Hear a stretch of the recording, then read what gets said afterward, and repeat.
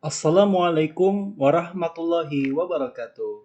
Pada pertemuan hari ini, kita akan menyambung kembali pelajaran kita tentang suhu dan perubahannya. Baik, Anda sekalian, di sini ada percobaan penting di dalam pengaturan suhu. Ya, kita lihat percobaan di sini. Pertama, kita siapkan air yang hangat. Kemudian ada air yang biasa dan ada air es. Percobaan ini akan menjawab mengapa tangan kita tidak bisa digunakan sebagai alat pengukur suhu. Oh iya, hati-hati ya dengan air panas. Oke, langkah berikutnya. Letakkan ketiga ember tersebut di lantai atau meja, seperti ini ya.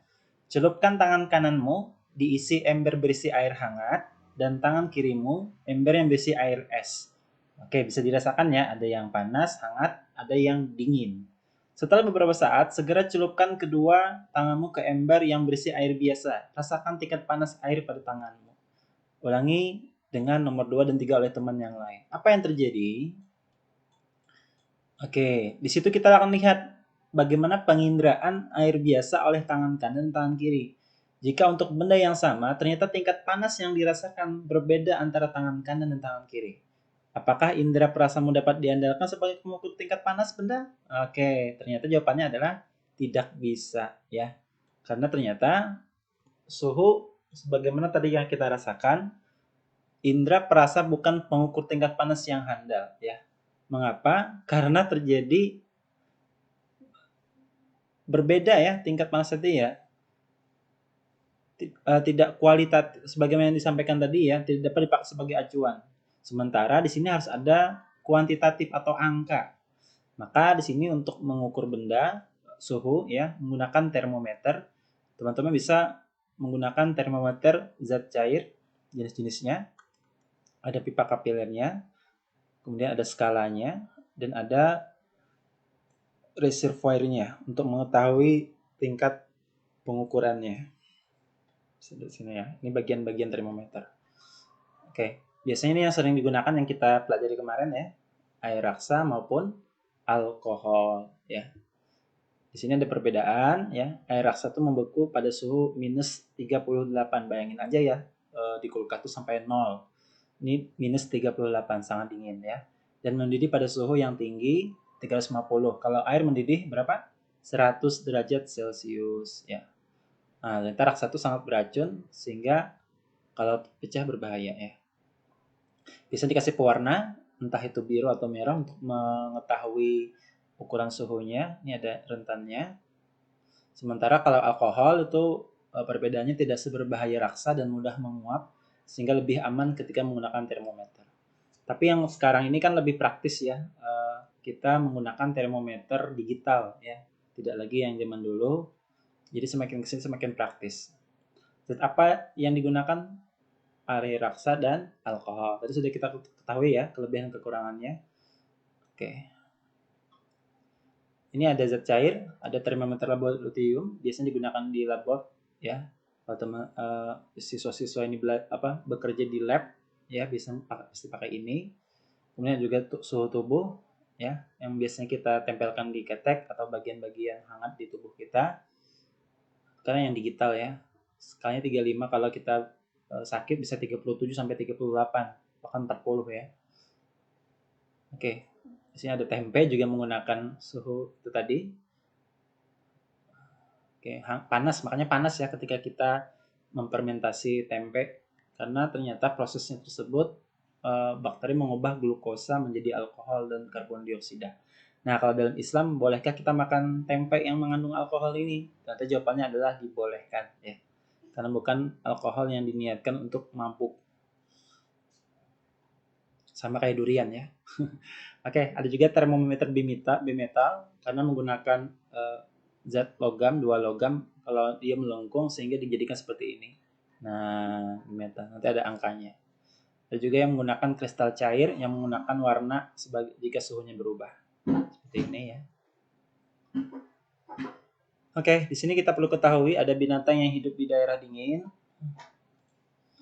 Nah, perlu diketahui binatang yang hidup di daerah dingin pada umumnya punya bulu tebal ya, beruang kutub ya, untuk menjaga suhu tetap hangat.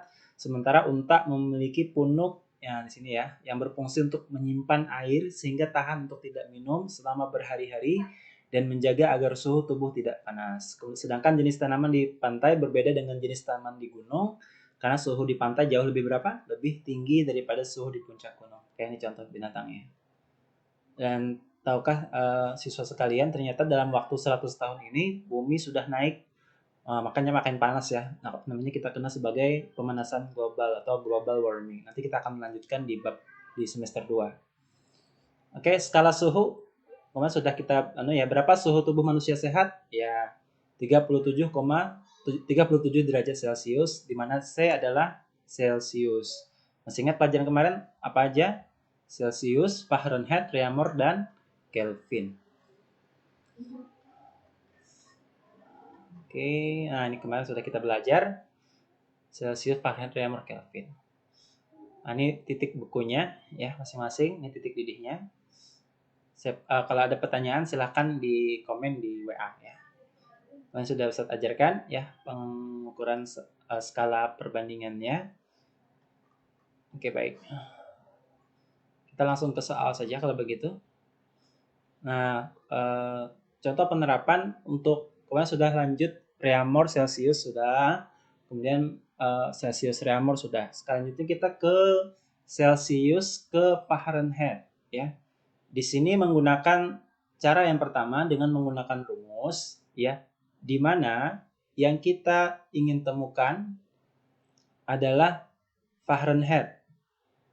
Ya, berapa derajat Fahrenheit ya. Maka rumusnya adalah angka Fahrenheit itu 9. Skalanya masih ingat ya kenapa dapat 9? Perbandingan antara pengurangan titik beku dengan titik didih. Nanti dibandingkan ya. Nah, ini pengurangannya dapat angka ini. Lalu kita sederhanakan 100 bagi 20 jadi 5, 80 bagi 4 jadi 4 ya. 150 bagi 20 jadi 9 dan seterusnya. Maka di sini cara membandingkannya, kita bandingkan Fahrenheit yang dicari mesin kemarin ya dibagi yang mencari perbandingan Celsius apa? 5. Oke, ditambah Ustaz, kenapa dapat 32? Nah, di sini karena Fahrenheit ini berbeda dengan Celsius titik didihnya. Ya, titik didihnya kan sehingga menjadikan dia tambahan 32. Jadi hasilnya yang kemarin kita hitung ditambahkan dengan 32, lebihan dari titik didih dari Fahrenheit. Nah, ini contoh tadi 45, masukkan 45 ke sini, lalu kita hitung ya, 45 dibagi 5 berapa? 45 bagi 5. Oke, dapat ya? 9 ya.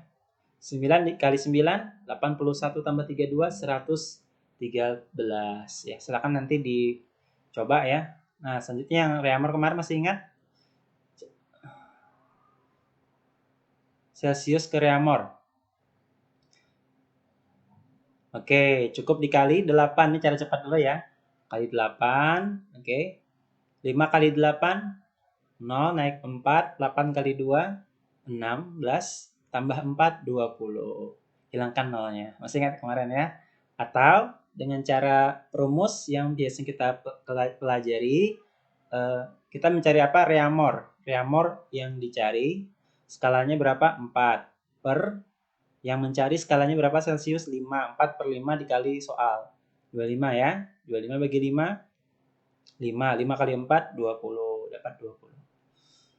Nah, kemudian yang Kelvin ini cukup mudah. Caranya gampang sekali. Langsung kita jumlahkan saja ya. 78 ditambah berapa skala ininya? Skala Kelvin titik didihnya, titik bekunya 273. Jumlahkan, selesai. Oke, itu tadi. Nah, ini orangnya Celsius gimana sih orangnya? Nah, ini orangnya. Orang Swedia ya.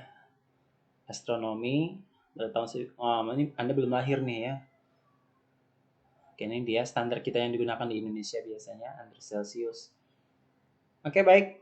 Selanjutnya silakan ini dikerjakan ya. Latihan. Di pause silakan, kumpul ke Ustadz. Celsius ke Kelvin, Kelvin ke Celsius.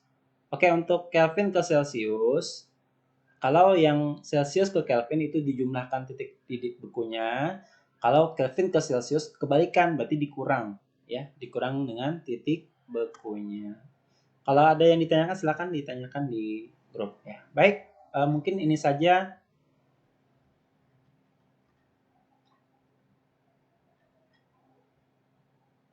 Oke, itu saja untuk hari ini ya. Afan Jidan. Assalamualaikum warahmatullahi wabarakatuh.